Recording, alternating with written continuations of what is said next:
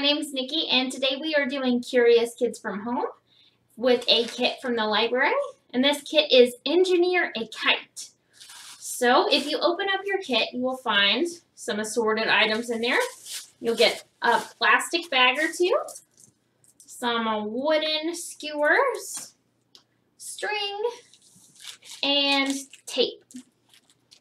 And then what you will need from your house is a pair of scissors.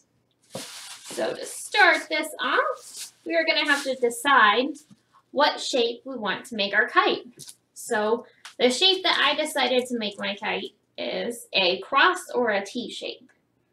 So I'm going to eyeball measure my skewer and then break it off where I think it should be shorter. So that way I have a lowercase T shape or a cross.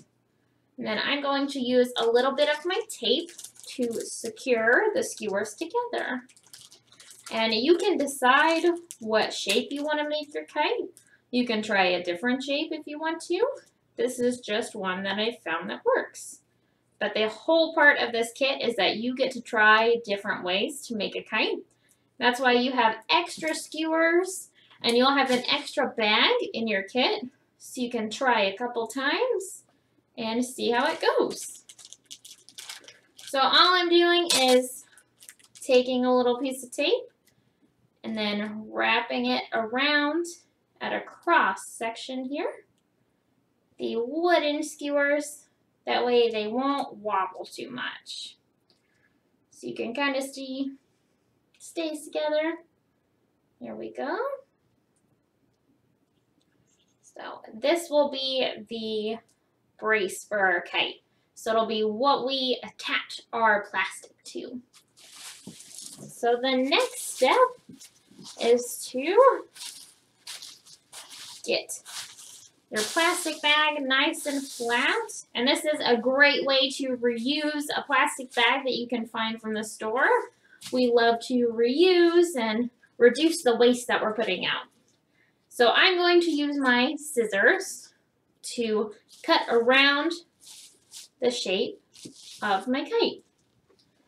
So you can take the time and use a marker to trace an outline on here. But I don't have a marker handy, so I'm just going to go for it.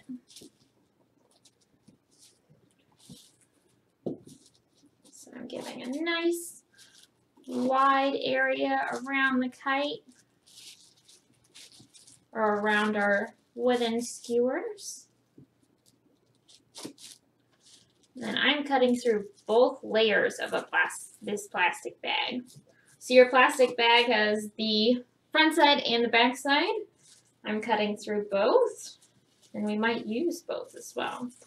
But you could try it, and if you think it does better with only one layer of plastic, that's great. But we're going to test this one out with two. So, almost done. There we go. We can pull that guy off. So I now have this lovely kite shape. It's a little windy with the fan going on. There we go. That I'm going to attach our base to. So that is our next step, is attaching the base to our plastic bag part of the kite. So what I'm going to do is actually cut a little slit right here in my plastic bag and then tie it to the wooden base just using a very simple knot like you would tie your shoes with. And I'm tying both of those layers in here. Ooh, our skewer's trying to run away. There we go, got him back in. So kites are a really fun way to talk about aerodynamics. And I'm just gonna, for this side, I'm actually gonna put both layers, and I'm not gonna cut. So I have a bottom layer and the top layer, and I'm just gonna tie those two together. Again, using that very simple like you're tying your shoe kind of knot.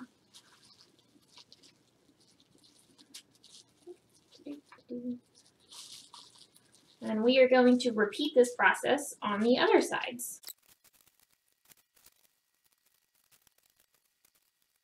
All right.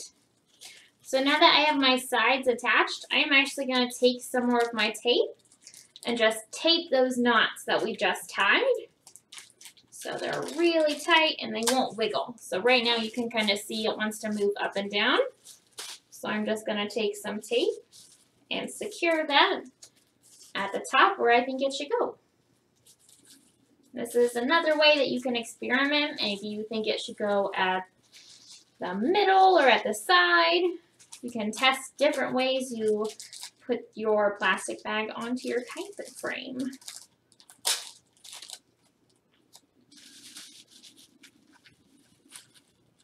There we go. And I'm just doing that to all 4 corners, or all 4 edges. I don't know if we could call them corners.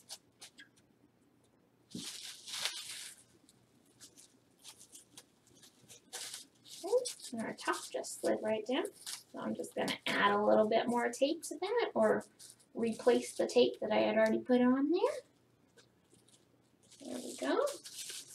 It's not super pretty, but that's okay.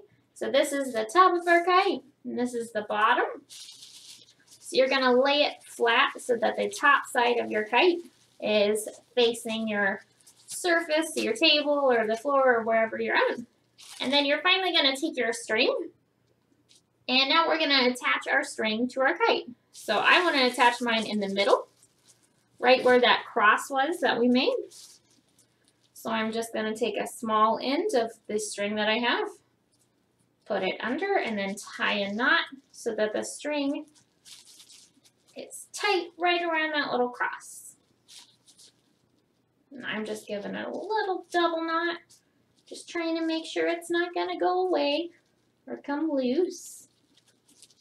There we go. And then to help keep our base secure and strong, I'm going to wrap our string around and through the middle here. So I just have my string kind of balled up, and I'm just putting it under the wood and pulling it to the other side. So you're making a crisscross pattern with the string on the wood. I'm just going to do this 2 or 3 times until I think it feels really secure, and that's just going to help us keep that cross shape. Now I still have the end of my string from earlier, and I'm going to tie 1 more knot now that I'm done making that crisscross. There we go. And then the next step to your kite would be to go outside and test it. So you will need wind. Right now there's no wind in here, so I can't test my kite. So you'll need either a really strong fan or go outside on a windy day. And then if your kite doesn't work, that's okay. Bring it back inside. See where you might need to make adjustments. Are there holes in your kite somewhere the air's getting through? Is it loose and wiggling up and down so that way it's not like being secure against the wind? You can test different ways to make your kite the best that you can. All right. So I hope you guys have a lot of fun with this, and you can send us in pictures of your kites. Bye.